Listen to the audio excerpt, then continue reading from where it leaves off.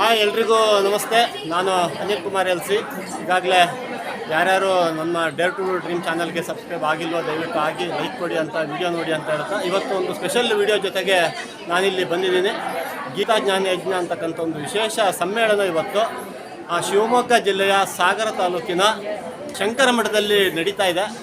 So almost ಈ ಒಂದು ಯಜ್ಞದಲ್ಲಿ ಹತ್ತತ್ರ 1,000 ಸಂಖ್ಯೆಯಲ್ಲಿ ಎಲ್ಲ ಕಲ್ತಿರ್ತಕ್ಕಂಥ ಭಗವದ್ಗೀತೆಯ 18 ಅಧ್ಯಾಯಗಳನ್ನು ಕಲ್ತಿರ್ತಕ್ಕಂಥ ಎಲ್ಲರೂ ಸಹ ಸೇರಿದ್ದಾರೆ. ಸೊ ಹಾಗಾಗಿ ಒಂದು ವಿಶೇಷವಾಗಿರ್ತಕ್ಕಂಥ ಸಮ್ಮೇಳನದಲ್ಲಿ ಎಲ್ಲರೂ ಸಹ ನಮ್ಮ ಹಿಂಭಾಗದಲ್ಲಿ ಈಗ ಬೇರೆ ಬೇರೆ ಭಾಗದಿಂದ ಬಂದಿದ್ದಾರೆ, ಬೇರೆ ಬೇರೆ ರಾಜ್ಯಗಳಿಂದ ಬಂದಿದ್ದಾರೆ, ಬೇರೆ ಜಿಲ್ಲೆಗಳಿಂದ ಬಂದಿದ್ದಾರೆ, ಕೆಲವು ತಾಲೂಕುಗಳಿಂದ ನಿನ್ನೆಯಿಂದನೂ ಸಹ ಇಲ್ಲಿ ಬಂದು ಇಲ್ಲಿ ಉಳಿದು ಇವತ್ತಿನ ಈ ಗೀತಾಜ್ಞಾನ ಯಜ್ಞಕ್ಕೆ ಎಲ್ಲರೂ ಸಹ ಸೇರಿಕೊಂಡು ಅತ್ಯಂತ ಯಶಸ್ವಿ ಕಾರ್ಯಕ್ರಮವನ್ನು ನಡೆಸ್ತಾ ಇದ್ದಾರೆ. ಬನ್ನಿ ನೋಡೋಣ ಯಾರು ಏನು ಹೇಳ್ತಾರೆ, ಹೇಗೆ ಕಾರ್ಯಕ್ರಮ ನಡೆಯುತ್ತೆ ಅಂತ ಬನ್ನಿ ನೋಡೋಣ.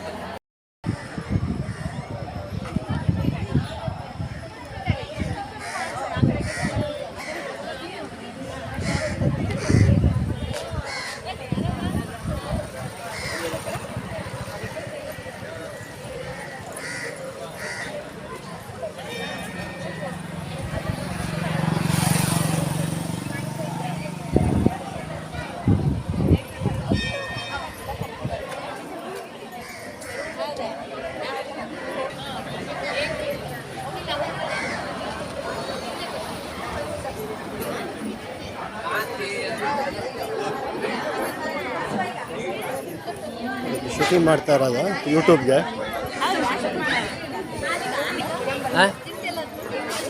ಅದು ಮೊದಲ ಕೆಲಸ.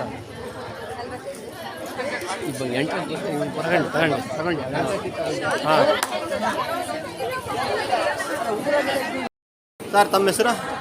ಅಶೋಕ್ ಸುಬ್ರಹ್ಮಣ್ಯ ಅಂತೇಳಿ, ಸಾಗರ ತಾಲೂಕು ಕುಂದ್ರಿಯಿಂದ ಬಂದಿದ್ದೀನಿ. ಮುಳುಗಡೆ ಶರಾವತಿ ಮುಳುಗಡೆಯ ಹಿನ್ನೀರಿನ ಯಾವತ್ತವಾಗಿರ್ತಕ್ಕಂಥ ಸಿಗಂದೂರು ಸಮೀಪದ ಕುಮರಿಯಿಂದ ಬಂದಿದ್ದೀನಿ. ನಮ್ಮ ಶಿಕ್ಷಾರ್ಥಿ ಭಗವದ್ಗೀತೆಯ ಕಲಿತಾ ಇದ್ದೇನೆ. ಈ ಗೀತಾಜ್ಞಾನ ಯಜ್ಞ ಇವತ್ತಿನ ಈ ಒಂದು ವಿಶೇಷ ಸಮ್ಮೇಳನದಲ್ಲಿ ಇದರ ಒಂದು ಥೀಮ್ ಏನು ಮತ್ತು ಇದರ ವಿಶೇಷತೆ ಏನು, ಯಾವ ರೀತಿ ಕ್ಲಾಸನ್ನು ಕಲ್ತಿರ್ತಕ್ಕಂಥದ್ದು, ಎಷ್ಟು ದಿನ ಕ್ಲಾಸ್ ಕಲೀಲಿಕ್ಕೆ ಟೈಮ್ ತೊಗೊಂಡಿದ್ದೀರಾ, ಹೇಗೆ? ಗೀತಾಜ್ಞಾನ ಯಜ್ಞ ಹೇಳುವಂಥದ್ದು ಈಗ 4 ವರ್ಷದ ಹಿಂದೆ ಕೊರೋನಾ ಕಾಲದಲ್ಲಿ ಭಗವದ್ಗೀತೆಯನ್ನು ಇಡೀ ಸಮಾಜದಲ್ಲಿ ಪ್ರಚುರಪಡಿಸುವಂಥದ್ದು, ಭಗವದ್ಗೀತೆಯ ಮುಖಾಂತರ ಇಡೀ ಸಮಾಜವನ್ನು ಒಟ್ಟುಗೂಡಿಸ್ತಕ್ಕಂಥ ಒಂದು ಪ್ರಕ್ರಿಯೆಯ ಅಂಗವಾಗಿ ಇದನ್ನು ಕಾಸರಗೋಡು ಕೇಂದ್ರವಾಗಿ ಇಟ್ಕೊಂಡು ಅಲ್ಲಿಯ ಒಂದಷ್ಟು ಪ್ರಮುಖರು, ಮಾರ್ಗದರ್ಶಕರು ಅವರೆಲ್ಲ ಶುರು ಮಾಡಿದರು. ಅದು ಇವತ್ತಿನ ಈ ಮೊಬೈಲಲ್ಲಿ ಆನ್ಲೈನ್ ಮುಖಾಂತರ ಭಗವದ್ಗೀತೆಯನ್ನು ಎಲ್ಲರಿಗೂ ಕಲಿಸಿಕೊಡುವಂಥದ್ದು, ಅದರ ಪಾರಾಯಣವನ್ನು ಹೇಗೆ ಮಾಡಬೇಕು, ಯಾವ ಥರ ಮಾಡಬೇಕು ಹೇಳುವಂಥ ಇದನ್ನು ನಿತ್ಯ ತರಗತಿಯನ್ನು ನಡೆಸುವುದರ ಮುಖಾಂತರ ಅದನ್ನು ಸರಿಯಾಗಿ ಉಚ್ಚಾರಣೆ ಮಾಡತಕ್ಕಂಥದ್ದು ಕಲಿಸುವಂಥದ್ದು, ಮತ್ತು ಬೆಳಗಿನ ಒಂದು ಸತ್ಸಂಗದ ಮುಖಾಂತರ ಅಲ್ಲಿ ಭಜನೆ ಮತ್ತು ಇತರ ಪಾರಾಯಣವನ್ನು ಮಾಡಿ ನಾವು ಕಲಿತಿರುವುದನ್ನು ವ್ಯಕ್ತಪಡಿಸ್ತಕ್ಕಂಥ ಪ್ರಕ್ರಿಯೆಯನ್ನು ಈಗ 4 ವರ್ಷಗಳಿಂದ ನಡೆಸ್ಕೊಂಡು ಬರ್ತಾಯಿದೆ. ಕಾಸರಗೋಡು ಕೇಂದ್ರವಾಗಿಟ್ಕೊಂಡು ಅಲ್ಲಿ ಸಿದ್ದರಾಯ ನಂದೋಡಿ ಹೇಳ್ತಕ್ಕಂಥ ಪ್ರಧಾನ ಗುರುಗಳು, ಅವರ ಸಂಚಾಲಕತ್ವದಲ್ಲಿ ದೇವಿದಾಸ್ ನಿರ್ಪಾಡಿ ಅಂತೇಳಿ ಸಂಚಾಲಕರ ನೇತೃತ್ವದಲ್ಲಿ ಈ ಥರ ಚಟುವಟಿಕೆಗಳು ನಿತ್ಯ ನಡ್ಕೊಂಡು ಬರ್ತಾ ಇದೆ. 4 ವರ್ಷ ನಿರಂತರವಾಗಿ. ಇವತ್ತು ಅದು ಕೇವಲ ಕಾಸರಗೋಡಿನಲ್ಲಿ ಹುಟ್ಟಿದ್ದಾಗಿದ್ದರೂ ಕೂಡ ಇವತ್ತು ರಾಜ್ಯಾದ್ಯಂತ ಅದರ ಕಲಿಯುವಂಥ ಸಂಖ್ಯೆ ಇದಾಗ್ತಾ ಇದೆ. ದೂರದ ನೇಪಾಳ ಇರ್ಬೋದು, ಹೊರ ದೇಶದಲ್ಲೂ ಕೂಡ ನಿತ್ಯ ಅದನ್ನು ಕಲಿತಕ್ಕಂಥವ್ರ ಸಂಖ್ಯೆ ಬಹಳ ಇದೆ. ಅದರ ಅಲ್ಲ ಕಲಿತಕ್ಕಂಥವ್ರು ಆನ್ಲೈನಲ್ಲಿ ಮಾತ್ರ ಅವರು ನೋಡಿರ್ತಾರೆ, ಆದರೆ ಪ್ರತ್ಯಕ್ಷ ಅವರ ಅನುಭವ ಅದನ್ನೆಲ್ಲ ಹೇಳ್ಕೊಳ್ಳಿಕ್ಕೆ ಒಂದು ಅವಕಾಶವಾಗಿ ರಾಜ್ಯ ಮಟ್ಟದಲ್ಲಿ ಇತರ ಎಲ್ಲ ಕಲಿತಂಥವ್ರನ್ನ, ಕಲಿಯುವಂಥವ್ರನ್ನ, ಅವರ ಹಿತೈಷಿಗಳನ್ನು, ಕುಟುಂಬದವ್ರನ್ನೆಲ್ಲ ಸೇರಿಸಿ ಒಂದು ಸ್ನೇಹ ಸಮ್ಮೇಳನ ಹಾಳು ಮಾಡ್ತಕ್ಕಂಥದ್ದು. ಇದು 7ನೇ ಸಮ್ಮೇಳನ ಇವತ್ತು ಸಾಗರದಲ್ಲಿ ನಡೆಯುವಂಥದ್ದು. ತಮ್ಮ ಹೆಸರು? ಮಹಾಬಲೇಶ್ವರ ಸಾಗರ. ಇಲ್ಲಿಯ ಪ್ರಧಾನ ಅರ್ಚಕರಾಗಿ.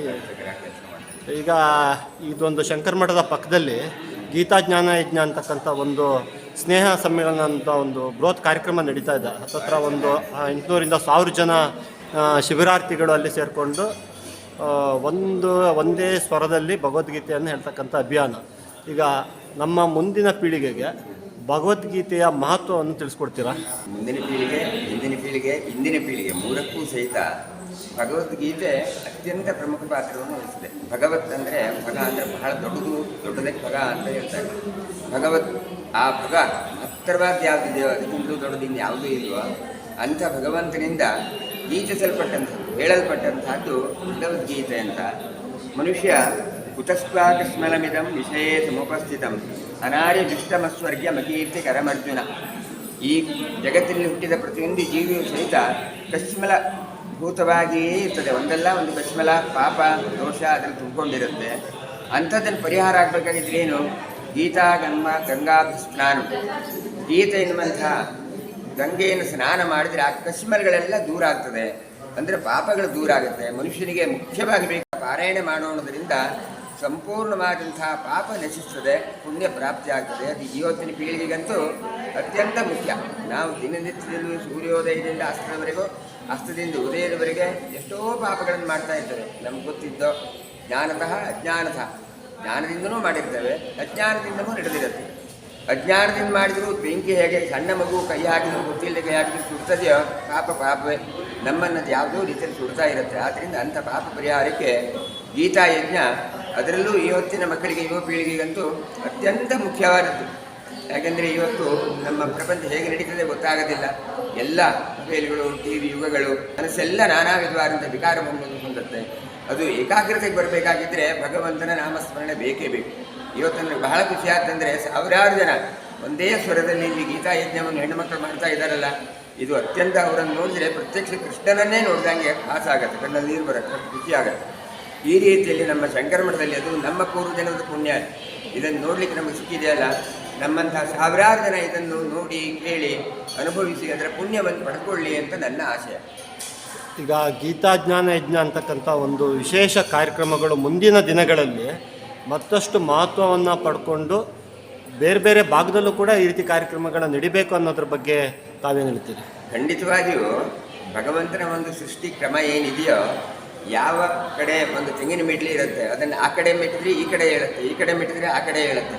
ಧರ್ಮ ಮತ್ತು ಅಧರ್ಮ ಇದು ಎರಡೂ ಸಹಿತ ಭಗವಂತ ಏನು ಹೇಳಿದಾನೆ? ಯಾವಾಗ ಧರ್ಮ ಗ್ಲಾನಿ ಆಗ್ತದೆಯೋ ನಾನು ಆಗ ಅವತರಿಸ್ತೇನೆ ಅಂತ ಹೇಳಿದ್ದಾನೆ. ಭಗವಂತ ಪ್ರತ್ಯಕ್ಷವಾಗಿ ನಮ್ಮ ಮುಂದೆ ಚಕ್ರ ಹಿಡ್ಕೊಂಡು ಶಂಕ ಹಿಡ್ಕೊಂಡು ಬರಬೇಕಾಗಿಲ್ಲ. ಇವತ್ತು ಇನ್ನೇನು ಬಂದಿದ್ದಾರಲ್ಲ ಇಂಥವರೆಲ್ಲ ಭಗವತ್ ಸ್ವರೂಪಗಳೇ. ಯಾರು ಬಾಯಲ್ಲಿ ಭಗವಂತನ ನಾಮ ಸದಾಕಾಲ ಬರ್ತಾ ಇರ್ತದೆಯೋ ಅವರೆಲ್ಲ ಭಗವತ್ ಸ್ವರೂಪಿಗಳು. ಅಂಥವರಿಂದ ಪ್ರಪಂಚದ ಉದ್ಧಾರಕ್ಕೆ ಬಹಳ ಅನುಕೂಲ ಆಗೇ ಆಗುತ್ತೆ. ಆದ್ದರಿಂದ ಈ ದುಷ್ಟತನ ದೂರವಾಗಿ ಶಿಷ್ಟತನ ಹತ್ತಿರ ಆಗಬೇಕಾಗಿದ್ದರೆ ಇಂಥದ್ದು ನಡೀಲೇಬೇಕು. ಇನ್ನು ಮುಂದೆ ಪ್ರತಿ ಊರುಗಳಲ್ಲೋ, ಗ್ರಾಮಗಳಲ್ಲೋ, ತಾಲೂಕುಗಳಲ್ಲೋ, ಸಣ್ಣ ಮಟ್ಟದಲ್ಲೋ ದೊಡ್ಡ ಮಟ್ಟದಲ್ಲೋ, ಇಷ್ಟು ದೊಡ್ಡದಾಗಿ ಎಲ್ಲರಿಗೂ ನಡೆಸಲಿಕ್ಕೆ ಆಗೋದಿಲ್ಲ. ಸಣ್ಣ ಸಣ್ಣ ಮಟ್ಟದಲ್ಲಾದರೂ ಒಂದು ಊರಲ್ಲಿ 10 ಮನೆ ಇದ್ದರೆ 10 ಜನ ಸೇರಿ ಭಗವಂತನ ನಾಮಕೀರ್ತನೆಯನ್ನು ಮಾಡುವಂಥ ಒಂದು ಗುರಿ, ಇದು ಅತ್ಯಂತ ಶ್ಲಾಘನೀಯವಾದ್ದು. ನೀವು ಮಾಡುವಂತಹ ಪ್ರಯತ್ನ, ಇದಕ್ಕೆ ಭಗವಂತನ ಪೂರ್ಣ ಅನುಗ್ರಹ ಇರಲಿ ಅಂತ ನಮ್ಮ ಆರಾಧ್ಯ ದೇವರಲ್ಲಿ ಪ್ರಾರ್ಥಿಸಿ ನಾನು ನಿಮಗೆ ಆಶೀರ್ವಾದವನ್ನು ಹೇಳ್ತೇನೆ. ಮೇಡಮ್, ತಮ್ಮ ಹೆಸರು? ನಮಸ್ತೆ ಅನಿಲ್ ಅವರೇ. ನನ್ನ ಹೆಸರು ಸಿಂಚನ. ನಾನು ಮೂಲತಃ ತೀರ್ಥಹಳ್ಳಿಯವಳು, ಆದರೆ ನನ್ನ ನಿವಾಸ ಬೆಂಗಳೂರು ಕಗಲಿಪುರ. ಏನು ಮಾಡ್ಕೊಂಡಿದ್ದಾರೆ ಬೆಂಗಳೂರು? ನಾನು ಸಾಫ್ಟ್ವೇರ್ ಇಂಜಿನಿಯರ್ ಆಗಿ ಕೆಲಸ ಮಾಡ್ತಿದ್ದೇನೆ. ಮೇಡಮ್, ಈಗ ಗೀತಾಜ್ಞಾನ ಯಜ್ಞ ಅಂತಕ್ಕಂಥ ಇವತ್ತೊಂದು ಅಭೂತಪೂರ್ವ ಸಮ್ಮೇಳನಕ್ಕೆ ತಾವು ಬಂದಿದ್ದೀರಾ. ಶಿಬಿರಾರ್ಥಿಯಾಗಿ ಕಲಿತು ಭಗವದ್ಗೀತೆಯನ್ನು ಇವತ್ತು ಭಗವದ್ಗೀತೆ ಪಠಣ ಮಾಡೋ ಒಂದು 1000 ಜನ ಒಂದು ಸಮ್ಮುಖದಲ್ಲಿ ನೀವು ಕೂಡ ಸೇರಿಕೊಂಡು ಈ ಒಂದು ಕಾರ್ಯಕ್ರಮದಲ್ಲಿ ಭಾಗಿಯಾಗಿದ್ದೀರಾ. ಹೇಳಿ, ಈಗ ಭಗವದ್ಗೀತೆ ಯುವ ಸಮುದಾಯ ಯಾವಾಗಲೂ ಟೆನ್ಷನಲ್ಲಿರುತ್ತೆ.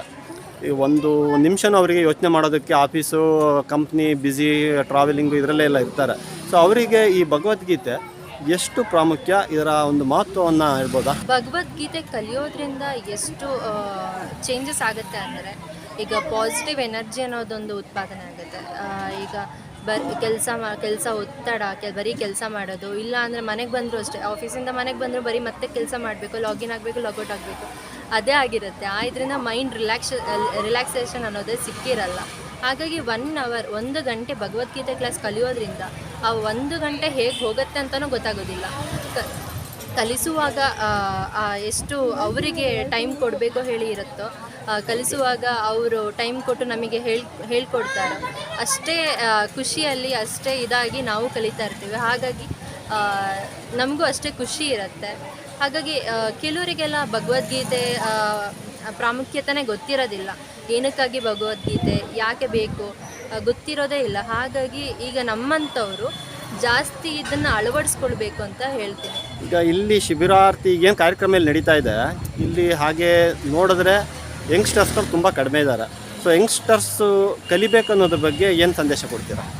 ಅವರು ಈಗ ವೀಕೆಂಡ್ ಅಂತ ಬಂತು ಅಂದರೆ ಟ್ರೆಕ್ಕಿಂಗು ಅದು ಇದು ಅಂತ ಎಲ್ಲ ತುಂಬ ಆ ಕಡೆ ಎಲ್ಲ ತುಂಬ ಎಷ್ಟು ಇಂಟ್ರೆಸ್ಟ್ ಇದೆಯೋ ಹಾಗೆ ನಮ್ಮ ಧರ್ಮ ಸನಾತನ ಧರ್ಮ ಅದಕ್ಕೂ ಕೊಡಬೇಕು ಹೇಳಿ. ಎಷ್ಟೊಂದು ಜನ ಈಗ ಸನಾತನ ಧರ್ಮ ಅಂದರೆ ಏನು ಅಂತಲೇ ಕೆಲವ್ರಿಗೆ ಗೊತ್ತಿರಲ್ಲ ಅದ್ರ ಬಗ್ಗೆ. ಹಾಗಾಗಿ ಅವರು ಇದಕ್ಕೂ ಪ್ರಾಮುಖ್ಯತೆ ಕೊಡಬೇಕು ಅಂತ ಹೇಳಿ. ಇಲ್ಲ ಅಂದರೆ ಯಾರಿಗೂ ಗೊತ್ತೇ ಇರೋದಿಲ್ಲ. ಈಗ ಭಗವದ್ಗೀತೆಯ ಶ್ಲೋಕ ಏನಾರು ಹೇಳ್ಬೋದಾ? ಓಂ ಶ್ರೀ ಪರಮಾತ್ಮನೇ ನಮಃ. ಶ್ರೀಮದ್ಭಗವದ್ಗೀತಾ ಅಥ ಪ್ರಥಮೋಧ್ಯಾಯಃ. ಅರ್ಜುನ ವಿಷಾದ ಯೋಗಃ. ಧೃತರಾಷ್ಟ್ರ ಉವಾಚ ಧರ್ಮಕ್ಷೇತ್ರೇ ಕುರುಕ್ಷೇತ್ರೇ ಸಮವೇತಾಯುಯುತ್ಸವಃ. ಮಾಮಕಾಃ ಪಾಂಡವಾಶ್ಚೈವ ಕಿಮಕುರ್ವತ ಸಂಜಯ. ಹರಿ ಓಂ. ಅತ್ಯಂತ ಸ್ಪಷ್ಟವಾಗಿ ಭಗವದ್ಗೀತೆಯ ಶ್ಲೋಕವನ್ನು ಹೇಳಿದ್ದಕ್ಕೆ ತುಂಬ ಧನ್ಯವಾದಗಳು.